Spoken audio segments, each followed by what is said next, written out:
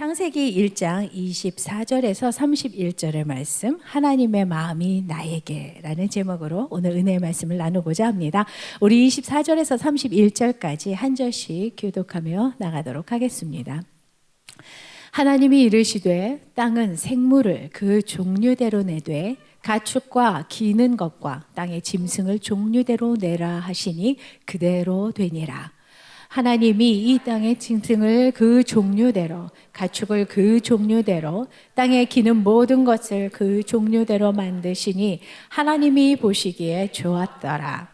하나님이 이르시되 우리의 형상을 따라 우리의 모양대로 우리가 사람을 만들고 그들로 바다의 물고기와 하늘의 새와 가축과 온 땅과 땅에 기는 모든 것을 다스리게 하자 하시고, 하나님이 자기 형상 곧 하나님의 형상대로 사람을 창조하시되 남자와 여자를 창조하시고, 하나님이 그들에게 복을 주시며 하나님이 그들에게 이르시되 생육하고 번성하여 땅에 충만하라. 땅을 정복하라. 바다의 물고기와 하늘의 새와 땅에 움직이는 모든 생물을 다스리라 하시니라.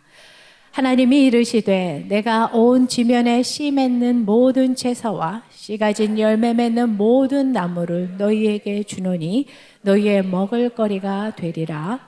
또 땅의 모든 짐승과 하늘의 모든 새와 생명이 있어 땅에 기는 모든 것에게는 내가 모든 푸른 풀을 먹을 거리로 주노라 하시니 그대로 되니라.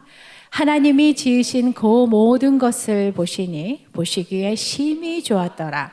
저녁이 되고 아침이 되니 이는 여섯째 날이니라. 아멘. 아멘. 여러분, 세상에 참 어렵고 중요한 일들이 많이 있을 것 같아요. 그런데 그 중에서 정말 중요하고 더 어려운 일이 있다면 내 마음을 지키는 것이라고 할 수가 있겠습니다. 예배에 오시는 여러분의 그 마음을 지키는 것도 굉장히 쉽지 않았을 거고, 아마 더 어려운 것은 오늘 여러분이 예배를 통해서 은혜를 더 많이 받으면 받을수록 그 은혜의 마음을 지켜가는 것이 더 어려울 것이라고 생각이 됩니다.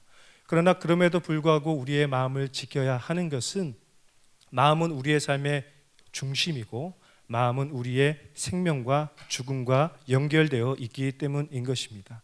그래서 우리 사랑하는 자매님들, 마음을 잘 지키시고 좌로나 우로나 치우치지 않는 영적인 정중동의 삶을 살아가시기를 예수님의 이름으로 축원합니다. 여러분, 우리의 마음을 지키는 것도 굉장히 중요하지만 상대방의 마음을 아는 것도 굉장히 중요합니다. 여러분, 우리가 살아가면서 힘든 이유가 무엇입니까? 상대방의 마음을 잘 모르는 거예요. 평생 함께 살았던 배우자의 마음도 잘 모르겠고, 내 뱃속으로 낳아서 키운 이 아이들의 마음도 모르겠고, 함께 신앙생활하는 우리 교우들의 마음도 모르겠고, 심지어 하나님의 마음도 때로는 잘 모를 때가 있다라는 것입니다. 그래서 우리는 상대방의 마음을 알고 또 얻기 위해서 여러 가지 노력을 합니다. 인간관계론에 대한 책을 읽어보기도 하고 대화법을 배우기도 하고 여러 가지 방법들을 배우면서 어떻게 하면 상대방의 마음을 알고 또 이해하고 얻을 수 있을까라는 그런 생각을 참 많이 하게 됩니다. 하지만 우리가 기억해야 될 것은 사람의 마음은 수단과 방법을 통해서 얻어지는 것이 아닙니다. 어떤 수단 그리고 어떤 방법을 통해서 사람의 마음을 얻는 것이 아니에요.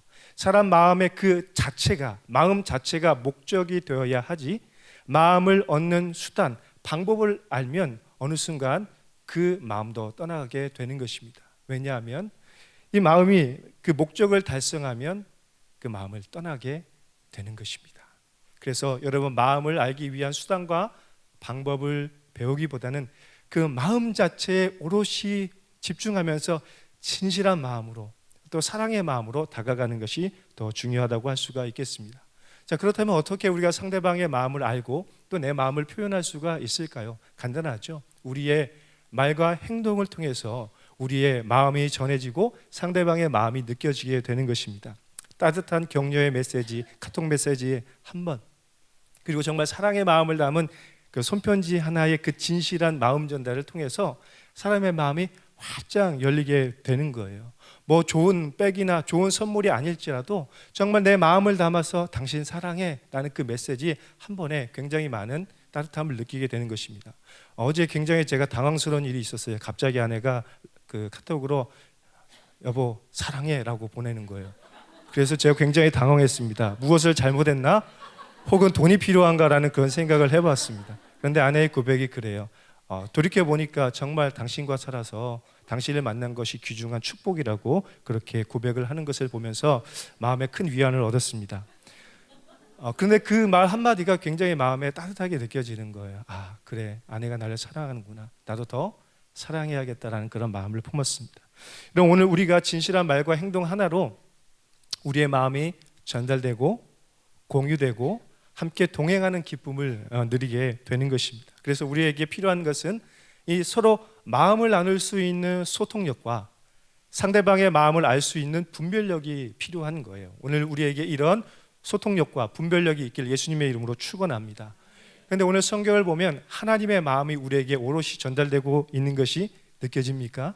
그럼 어떻게 하나님의 마음을 알 수가 있습니까? 바로 창조 사건을 통해서 하나님의 마음을 알 수가 있는 거예요. 여러분, 창조는 하나님의 첫 번째 말씀이자 첫 번째 행동입니다. 그런데 그 하나님의 말씀과 행동을 통해서 하나님의 마음이 들켜져 버렸어요. 그래서 우리가 이 성경을 보면서 하나님은 이러신 분이구나, 하나님은 굉장히 선하신 분이구나, 하나님 굉장히 능력이 많으신 분이구나, 하나님은 정말로 사랑스러운 분이시구나라는 그런 마음을 품게 되는 것이죠. 여러분, 하나님은 선하시고 능력이 있으신 분입니다. 우리가 고백하는 사도신경의 고백처럼 전능하시니 천지를 창조하실 수 있고 전지하시니 우리를 가장 완벽하고 아름답게 창조하실 수 있는 능력이 있다라는 것입니다. 여러분, 이것을 믿으십니까? 그래서 하나님의 창조에는요 굉장한 다양성이 있습니다. 옆 사람 얼굴 보시면 굉장히 다양하게 생기셨죠. 획일적으로 만들지 않고 굉장히 다양하게 만드셨고 또 다양하게 만들었을 뿐만 아니라 작품성이 있습니다. 여러분, 얼굴을 보시면 굉장히 작품성이 있지 않습니까? 작품의 작품성이 절대로 떨어지지 않아요. 최상의 작품으로 하나님이 저와 여러분을 만드셨다고 믿으시면 건강에 좋으실 것입니다.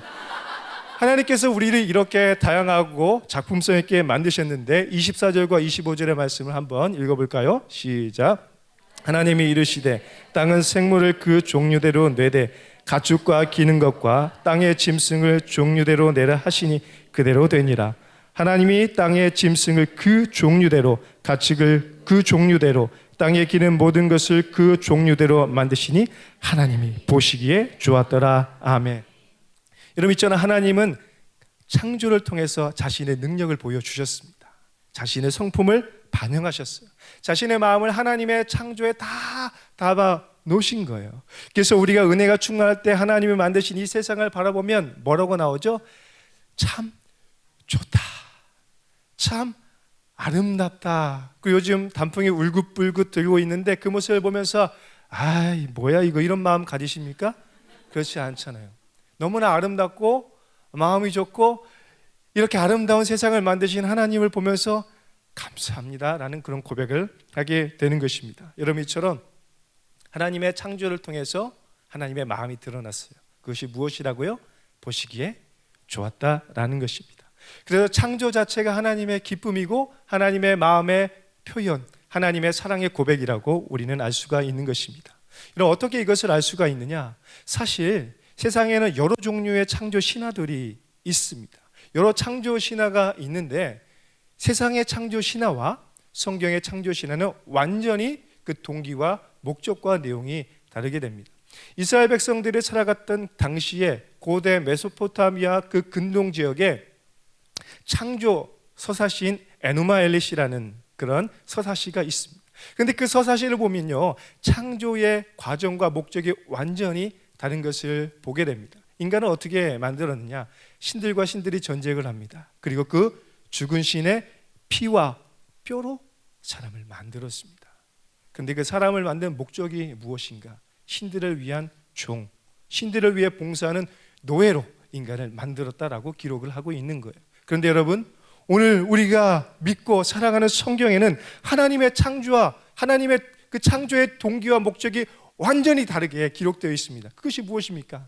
하나님이 우리의 자신을 예배하는 예배자로, 그리고 이 세상을 다스리는 왕 같은 존재로 우리를 만들었다라고 말씀하고 있습니다. 다시 말하면 자신의 형상과 모양을 따라서 최고의 걸작품으로 만들었다라고 기록하고 있는 것입니다. 여러분, 여기서 우리는 하나님의 마음을 알 수가 있어요.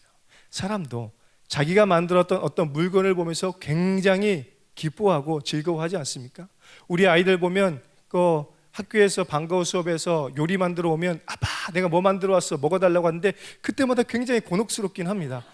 사랑하니 먹어줘야겠고 먹자니 힘든 어려운 일들이 있습니다. 굉장히 자랑스러운 마음을 가지고 요리부에서 만들었던 음식을 가져오고 또 어떤 활동을 통해서 가져온 그림이나 작품을 가지고 다 전시를 하려고 하는데 집도 좁은데 자꾸 만들어 오니 굉장히 저와 아내가 스트레스를 많이 받아가다 어느 한날에 홍수처럼 쓸어버릴 때가 있을 때가 있습니다. 여러분, 이처럼 하나님은 우리를 너무나 사랑하셔서 자신의 형상과 모양대로 우리를 만드시면서 보시기에 참 좋았다라고 고백을 하고 있습니다. 자랑하고 싶어서 견디지 못할 만큼 그렇게 우리를 사랑한다라고 말씀하고 있는 거예요. 여러분, 세상에는 여러 종류의 자랑이 있습니다. 힘자랑, 지식자랑, 돈자랑, 권력자랑, 여러 가지 기타 등등의 자랑이 있어요. 그런데 그 중에서 제일 기쁜 자랑이 있어요. 그게 뭐죠? 그게 뭡니까? 자식 자랑인 거예요. 자식 자랑 팔불출이라는 소리를 들으면서도 내 자식을 자랑하고 싶고, 특별히 우리 손주 손녀들 그 자랑하고 싶어서 만원 딱 내놓고 자랑하게 하는 거 아닙니까? 얼마나 우리의 자녀들 자랑하는 것이 기쁜지 자랑해도 또 모자른 거예요. 우리 부모님들 어떻습니까? 우리 아이가 처음 걸음마를 뗐을 때의 그 감격스러운 장면, 그리고 아빠, 엄마라고 처음 얘기했을 때 그게 너무 감격스러워서 옆 사람에게 얘기했는데 아무런 감동이 없어요. 그 감동은 누구에게만 있어요? 나에게만 있는 거예요. 너무 자랑하고 싶어서 견딜 수가 없어서 자랑하게 되는 것입니다. 여러분, 하나님의 마음이 이런 거예요. 우리를 하나님의 형상과 모양으로 창조하신 다음에 자랑하고 싶어서 견딜 수가 없어서 보시기에 좋았다라고 얘기하면서 또 나중에 욥기를 보면 사탄에게 욥처럼 순전한 사람이 없다고 하나님이 그렇게 자랑하고 있는 것입니다. 사랑하는 여러분, 오늘 저와 여러분은 어떤 존재입니까? 바로 하나님의 형상과 모양으로 창조된 걸작품인 것입니다. 자, 그렇다면 하나님의 형상이란 무엇을 말하는 것일까요? 하나님의 형상이란 쉽게 말하면 하나님을 나타내는 존재라는 것입니다. 저희 아이들 둘이 있습니다. 하음이와 예음이. 첫째는 저의 형상을 닮았고 둘째는 엄마의 형상을 닮아서 첫째가 굉장히 슬퍼하고 있습니다. 남자의 형상을 닮아서 굉장히 마음이 어려워하고 있는데, 아마 여러분들 교회에 돌아다니시다 보면 머리만 낀 어린아이가 저랑 닮은 애가 있을 수 있어요. 저입니다. 다른 사람을 닮으면 이상한 거예요. 저를 닮았어요. 근데 저는 그 형상이 너무나 좋아요. 그래서 우리 성도님들 딱 보시면 강 목사님 애구나, 좀 많이 닮았구나 라고 생각을 하시게 될 겁니다. 그런 거예요. 하나님의 형상과 모양이라는 것은 우리가 하나님을 나타내는 존재라는 거예요. 그분의 성품을 닮은 존재라는 거예요. 그래서 마치 거울과 거울을 보듯이 저분을 보니, 우리 사람을 보니 하나님이 보인다라고 고백하는 그런 존재라는 것입니다. 여러분, 그래서 오늘 우리는 스스로를 굉장히 즐거워하고 만족해하고 기뻐해야 합니다. 제가 예수님을 온전히 믿기 전과 믿기 이후로 완전히 나눴는데 근자감이 굉장히 많이 생겼습니다. 저 스스로를 굉장히 존귀하게 여기고 굉장히 잘생겼다고 생각을 하고 스스로 축복을 해주는 근자감이 생겼어요. 그러나 예수님을 온전히 믿기 이전에는 굉장한 컴플렉스 덩어리였습니다. 저의 힙업된 엉덩이도 굉장히 싫었고 가운데에 있는 코점도 굉장히 싫었지만 지금은 연예인들만 갖고 있는 코점이라고 생각하면서 굉장히 자존감이 높아졌고 저의 신체에 대한, 저의 외모에 대한 굉장한 자신감이 생겨서 아내가 곤혹스러워하고 있습니다. 무엇 때문에 그렇겠습니까? 예수님 안에서 나 자신을 사랑하게 된 거예요. 내 존재의 가치를 보게 된 것입니다. 여러분, 그러면 우리에게 어떤 마음이 생기게 되는가? 송명이 시인과 같이 공평하신 하나님이 남에게 없는 것 주셨고, 공평하신 하나님이 나 남이 못 본 것을 보게 하셔서 내가 하나님의 자녀라고 고백하게 하는 것입니다. 여러분, 이처럼 우리는 하나님이 만드신 걸작품인 것입니다. 그래서 성경은 인간을 만드신 뒤에 그 모든 것을 보시면서 보시기에 심히 좋았다라고 말씀하는 겁니다. 여러분, 성경을 읽을 때 그냥 보시기에 심히 좋았다 이게 이렇게 읽는 게 아니에요. 보시기에 어떻게 해요? 심히 좋았다라고 읽어야 하는 것입니다. 그런데 여기서 좋았다라는 이 말은요, 히브리어로 토브라고 기록되어 있습니다.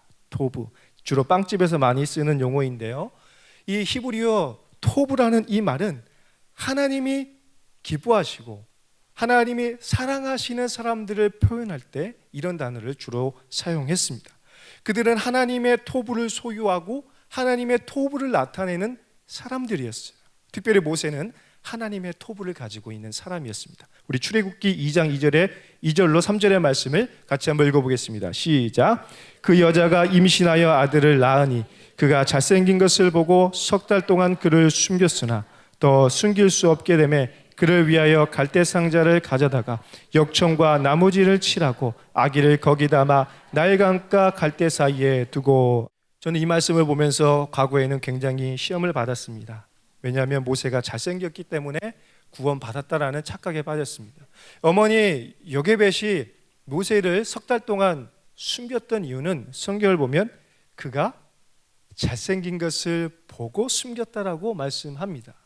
여러분, 이 말씀을 보면서 굉장히 큰 시험에 빠지는 사람이 있을 수 있어요. 성경도 외모를 따지는가? 그렇다면 나도 구원받은 사람인가 못 받을 사람인가? 라는 그런 생각을 하면서 굉장히 오해에 빠질 수가 있는 것입니다. 저는 구원받는 사람입니다. 여러분, 그런데 이 잘생겼다라는 이 말에 히브리어 원문을 보면 토브라고 기록되어 있습니다. 요게벳이 모세를 숨긴 것은 인간적인 형상으로 잘생긴 것이 아니라 모세의 형상 속에서 토부를 본 거예요. 그 모세의 형상 속에서 하나님의 토부, 하나님의 형상을 하나님이 특별히 보게 하신 것입니다. 모세를 바라보면서 하나님이 요게벳의 마음에 하나님의 마음을 부어주셨고 이 모세를 향한 하나님의 계획을 보여주신 거예요. 그래서 잘생긴 것을, 외형적인 잘생긴 것을 보고 구원해 주신 것이 아니라 하나님께서 모세에게 부여해 주신 그 하나님의 놀라운 계획인 토부를 발견한 것입니다. 그래서 요게벳이 생명을 무릅쓰고 자기 자녀를 숨기고 나중에는 하나님께 작은 갈대 상자, 그 갈대 상자에 넣어서 나일강으로 흘려보내게 된 것입니다. 여러분, 이처럼 모세는 하나님의 특별한 형상을 가진 토부를 가진 사람이었습니다.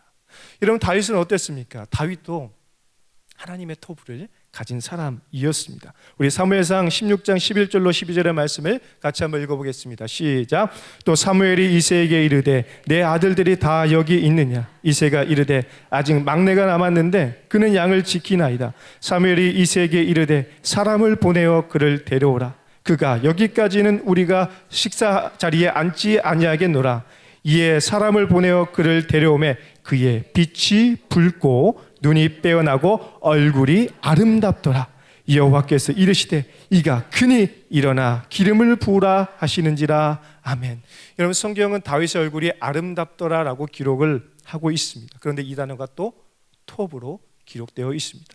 여러분, 사실 다윗은 목동이었습니다. 중동에서 목동으로 살아간다는 것은 굉장히 얼굴이 많이 까무잡잡한, 껌따 못해서 얼굴이 붉게 막 타버린 그런 얼굴이었을 거예요.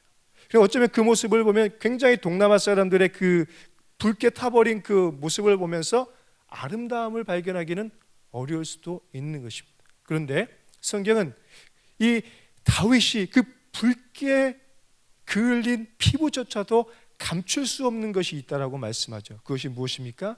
먼저는 그의 살아있는 눈빛이에요. 그리고 그의 얼굴 속에서 나타나고 있는 광채와 같은 하나님의 토부였던 것입니다. 여러분, 모세가 그러했고 다윗이 그러했던 토부의 마음이, 토부의 형상이 오늘 저와 여러분에게 있길 예수님의 이름으로 축원합니다.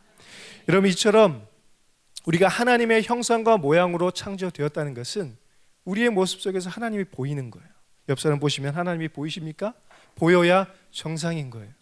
우리를 보면 하나님이 보이는 거예요. 죄송하지만 우리의 남편을 보면 하나님이 보여야 되고, 죄송하지만 우리의 아내를 보면 하나님이 보여야 되고, 우리의 자녀들을 보면 하나님이 보여야 되고, 목회자를 보면 하나님의 모습이 보여야 하는 것입니다. 하나님이 우리를 그렇게 만드셨기 때문이죠. 여러분, 이렇게 하나님 우리를 하나님의 형상으로 만드셨고 존귀하게 그리고 아주 놀라운 일을 맡기셨습니다. 그것이 무엇입니까? 만물을 다스리는 왕 같은 존재로 만드셨다라는 거예요. 우리 26절과 27절을 같이 읽어보겠습니다. 시작.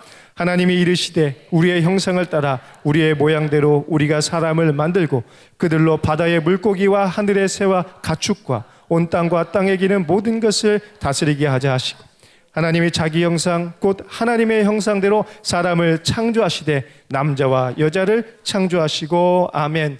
이처럼 하나님은 남자와 여자를 창조하시고 사명을 부여하셨습니다. 그런데 저는 이 말씀을 보면서 그런 묵상을 해봤어요.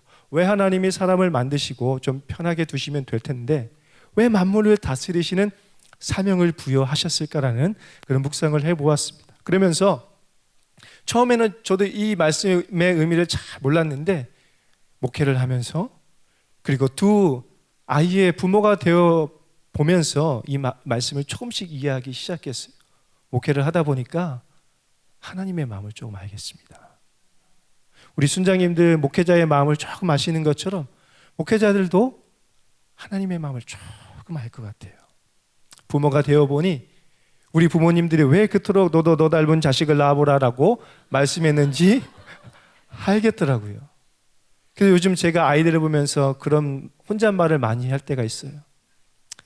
쟤들이 크면 아빠 마음을 알겠지. 부모가 되어 보니 부모의 마음을 알고 목회자가 되어 보니 하나님의 마음을 알듯이 우리가 하나님의 대리자로서 온 세상을 통치해 보니까 하나님의 마음을 알겠는 거예요. 하나님의 능력을 알겠는 거예요. 하나님의 전능과 하나님의 전지하심을 알게 되는 것입니다. 사랑하는 여러분, 오늘 하나님이 우리에게 이런 사명을 맡기신 것은 노예처럼 종처럼 살아가라고 말씀하시는 것이 아니라 하나님을 예배하면서 하나님을 알아가고 이 세상을 다스리고 섬겨가면서 하나님을 알아가고 닮아가고 하나님의 능력을 소유하라고 우리에게 이 사명을 맡기신 것입니다. 그래서 오늘 우리가 이 세상을 섬겨나갈 때 하나님을 예배할 때 우리가 발견하는 것이 있으니 그것이 무엇이라고요? 바로 하나님의 터부입니다. 이 세상이 참 좋구나. 내가 참 좋구나. 교회가 참 좋구나. 가정이 참 좋구나. 그러한 기쁨을 누리게 되는 것입니다. 성경은 이러한 상태를 샬롬이라고 표현합니다. 바로 평강이라고 말하는 것이죠. 여러분, 하나님은 우리에게 이 샬롬의 축복을 먼저 주셨습니다. 그리고 아주 충만히 부여해 주셨습니다. 그래서 28절의 말씀 보니까 하나님이 그들에게 복을 주시며 하나님이 그들에게 이르시되 생육하고 번성하여 땅에 충만하라. 땅을 정복하라. 바다의 물고기와 하늘의 새와 땅에 움직이는 모든 생물을 다스리라 하시니라. 아멘. 여러분, 이처럼 하나님이 복을 먼저 주셨습니다. 그리고 아주 풍성하게 주셨어요. 너무나 풍성해서 이런 표현인 거죠. 이보다 더 좋을 수는 없다. 처음 아담이 에덴 동산에 살았을 때 이렇게 고백했을 거예요. 이보다 더 좋을 수는 없다.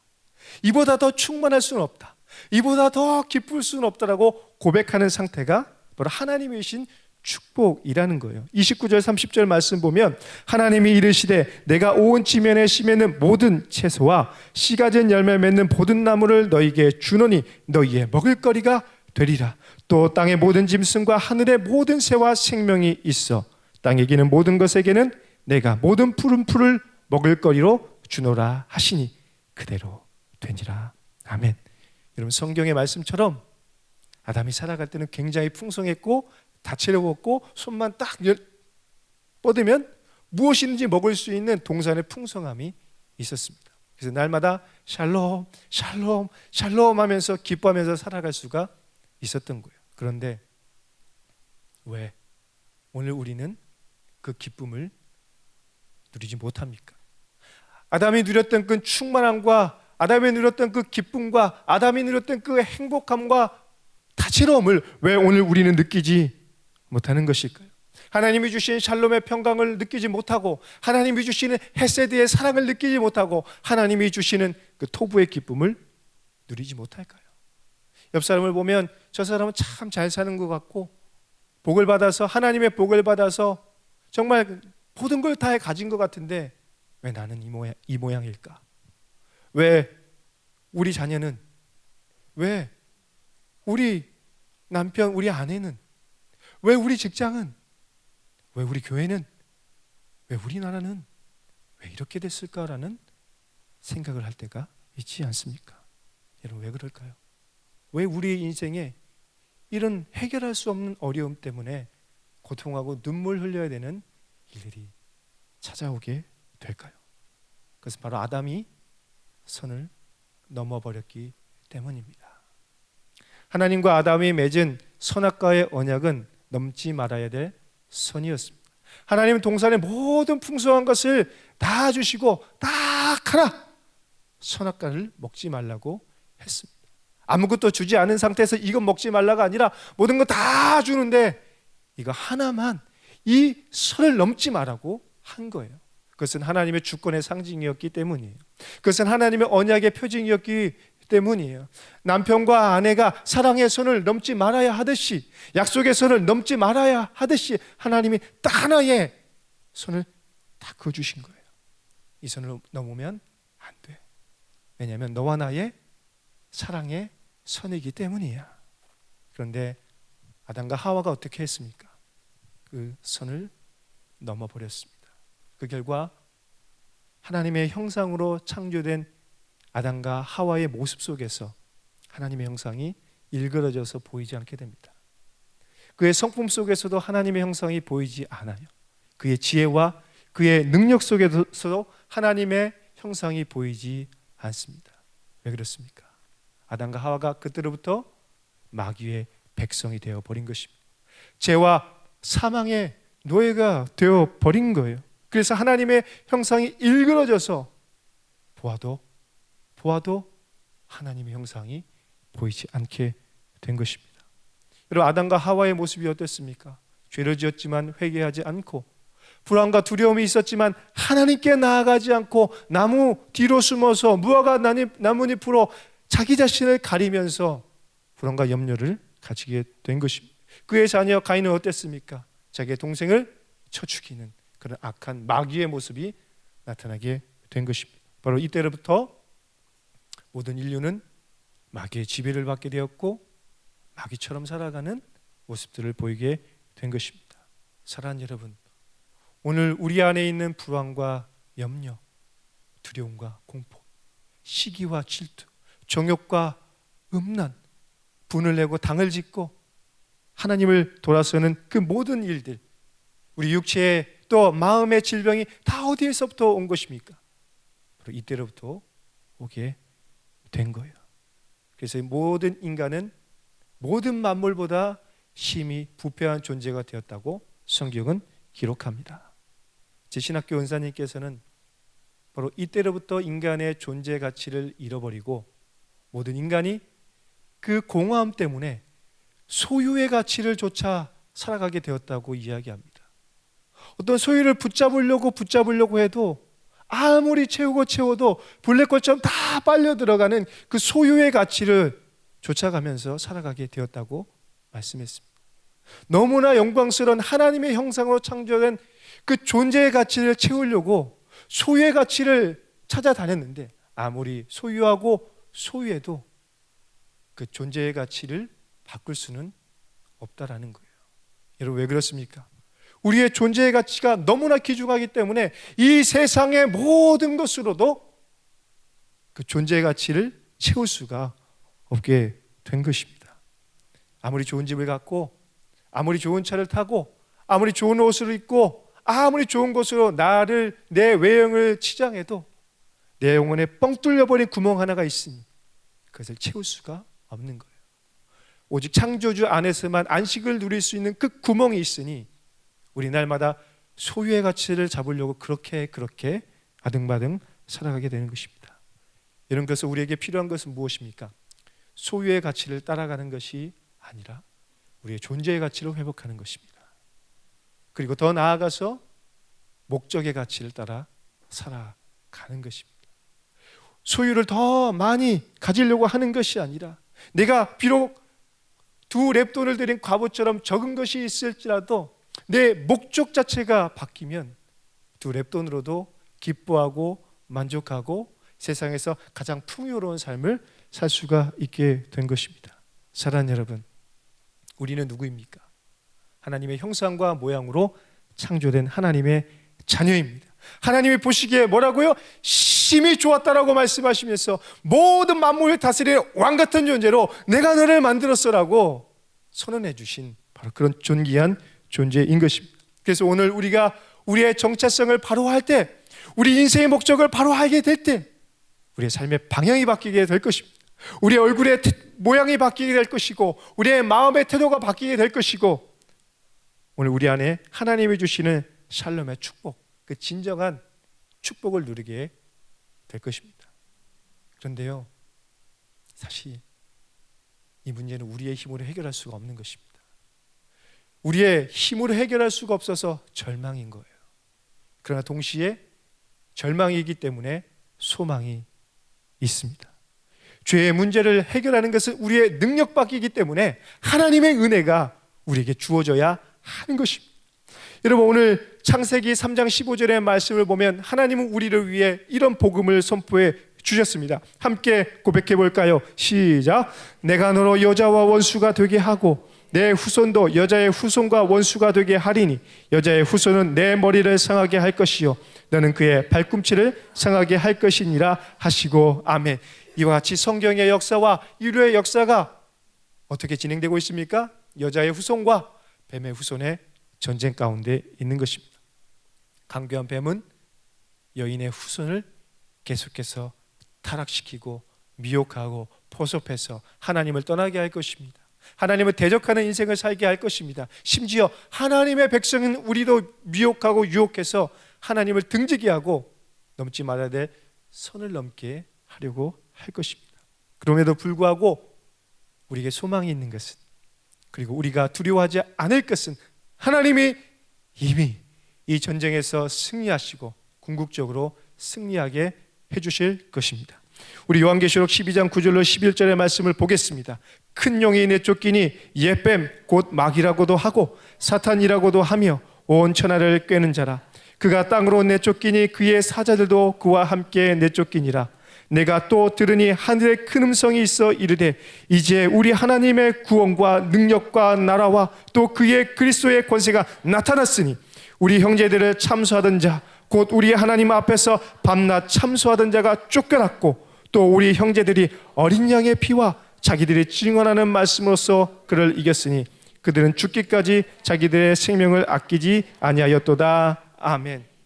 오늘 이 요한계시록의 말씀이 약속하고 있듯이 바로 어린 양의 보혈과 그리고 그 피 묻은 그 복음의 말씀을 붙잡고 믿음으로 살아가는 저와 여러분의 삶을 통해서 마귀의 모든 권세가 깨어지게 된 것입니다.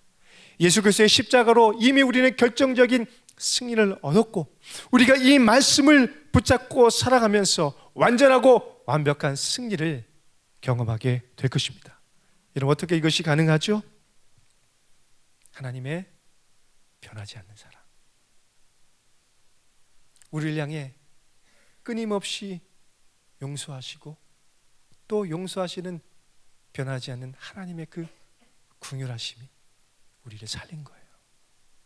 우리는 아무것도 없고 우리는 사랑받지 못할 존재이지만 우리를 너무나 사랑하시는 그 용서하시는 하나님의 사랑이 변함없이 끊임없이 지금까지 우리에게 다가오고 있는 것입니다. 그래서 히브리서 1장 1절로 2절의 말씀을 보니까 옛적에 선지자들을 통하여 여러 부분과 여러 모양으로 우리 조상들에게 말씀하신 하나님이 이 모든 날 마지막에는 아들을 통하여 우리에게 말씀하셨으니 이 아들을 만유의 상속자로 세우시고 또 그로 말미암아 모든 세계를 지으셨느니라. 이처럼 끊임없이 선지자들을 보내시고 마지막 때는 그의 아들을 보내신 하나님께서 예수 그리스도의 십자가의 죽음과 부활을 통해서 깨어진 하나님의 형상을 회복시켜 주셨습니다. 그래서 비로소 저와 여러분의 모습을 통해서 하나님의 형상이 보이기 시작하는 거예요. 하나님의 성품이 드러나기 시작하는 거예요. 하나님의 창조적인 능력이, 이 세상을 변화시켜 나가는 능력이 우리를 통해서 나타나기 시작하는 것입니다. 그래서 하나님은 우리에게 다시 샬롬의 축복을 주시고 그 평강을 주신 것입니다. 히브리서 1장 3절의 말씀 보면 이는 하나님의 영광의 광채시요 그 본체의 형상이시라. 그의 능력의 말씀으로 만물을 붙드시며 죄를 정결하게 하는 일을 하시고 높은 곳에 계신 지극히 크신 이의 우편에 앉으셨느니라. 아멘. 여러분, 예수님 어떤 분이십니까? 하나님의 영광의 본체이고 하나님의 형상이십니다. 오늘 우리가 예수님을 바라볼 때에, 예수님을 바라보고 그의 마음 안에 있을 때에, 예수님을 사랑할 때에 우리가 무엇을 느끼게 됩니까? 바로 하나님의 마음을 느끼게 되는 거예요. 하나님의 마음이 우리에게 어떻게 주어졌습니까? 바로 하나님의 영광의 본체이신 하나님의 아들이 이 땅에 오셔서 우리에게 하나님의 마음을 보여주신 거예요. 하나님이 세상을 창조하시면서 보시기에 심히 좋았다라고 말씀하셨다면 하나님이 세상을 이처럼 어떤 바로 독생자 예수 그리스도를 십자가에 내어주기까지 사랑하시는 이처럼의 사랑으로 그의 마음을 전해주신 것입니다. 여러분, 아직도 하나님의 마음이 느껴지지 않으십니까? 아직도 하나님의 마음을 잘 모르시겠습니까? 아직도 하나님의 마음을 혹시 오해하고 계십니까? 그렇다면 하나님의 토부의 결정체, 변하지 않는 헤세드 사랑의 완성이신 예수님을 바라보십시오. 예수 그리스도의 십자가와 예수 그리스도의 부활과 그분이 일어나신 영원한 하나님 나라를 바라보십시오. 그러면 그때 비로소 잃어버린 우리의 존재의 가치가 회복되고 더 이상 소유의 가치를 쫓아가는 인생이 아니라 영원한 하나님 나라라는 그 목적의 가치를 쫓아 살아가는 인생이 될 줄 믿습니다. 오늘 하나님께서 세상을 아름답게 창조하신 하나님께서 예수 그리스도를 믿는 저와 여러분을 통해서 이 세상을 새롭게 창조해 가길 원하십니다. 사랑하는 여러분, 예수 그리스도의 보혈과 예수 그리스도의 말씀으로 승리하시길 예수님의 이름으로 축원합니다. 함께 기도하시겠습니다. 하나님, 참 감사합니다. 하나님의 형상으로 창조되었음에도 불구하고 그것을 잃어버려 만물보다 심히 부패하고 연약한 존재가 되어버린 우리를 다시 예수 그리스도의 십자가의 보혈로 새롭게 하시고 영광스러운 하나님의 자녀로 우리의 신분을 바꾸어 주셔서 너무너무 감사합니다. 아버지, 오늘 우리가 이 존재 가치를 잃어버리지 않고 더 이상 세상 사람들이 쫓아가는, 그리고 마귀가 우리에게 보여주는 소유의 가치를 쫓아가지 아니하고 영원한 하나님 나라의 목적 가치로 살아가는 우리의 인생이 되게 하여 주옵소서. 이 모든 말씀을 살아계신 예수님의 이름으로 기도 올려드립니다. 아멘.